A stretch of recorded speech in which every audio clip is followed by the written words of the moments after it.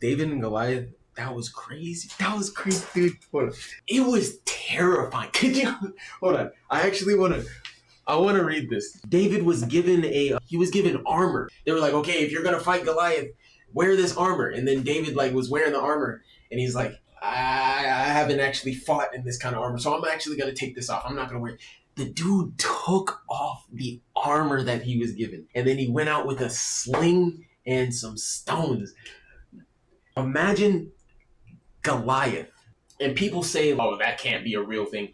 When you have people that are like Shaq, literally look at basketball, bro. Shaq is like 7 foot. I think the tallest man alive. 8 foot 2.8 inches. This dude. And they say Goliath couldn't exist, whose height was 6 cubits and a span. 6 cubits and a span is approximately 9 feet 9 inches, which is not far off from that dude. He was known as a giant. Imagine Shaq challenging you, but just 2 feet taller. So you got this giant, I'm the champion, send your warrior to come fight me. And they send David. David's like, I'll fight him. And the staff of his spear was like a weaver's beam. The spearhead weighed 600 shekels of iron. I'm imagining this like, bro, this guy was terrifying. David built different.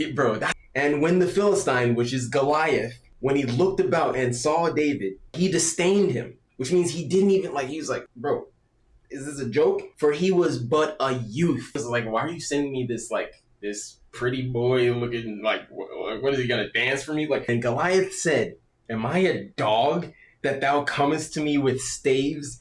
And the Philistine cursed David by his gods. This is what most people would have been terrified. And the Philistine said to David, come to me, and I will give thy flesh unto the fowls of the air and to the beasts of the field. He's saying, you step up to me, your corpse is going to be eaten by the crows, the freaking coyotes of the woods. That's terrifying. And then David said, thou comest to me with the sword and with the spear and with the shield, but I come to thee with the name of the Lord of hosts, the God of the armies of Israel, whom thou hast defied.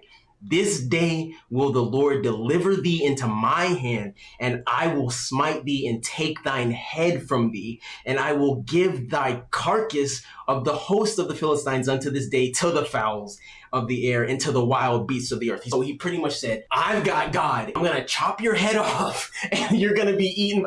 That's crazy. David and Goliath. That's what I'm trying to say. You have to remember who is in your corner. You stand with God. No weapon formed against you shall prosper.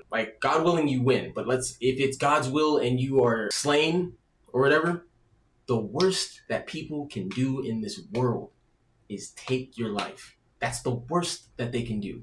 God has the power to take your life and destroy your soul.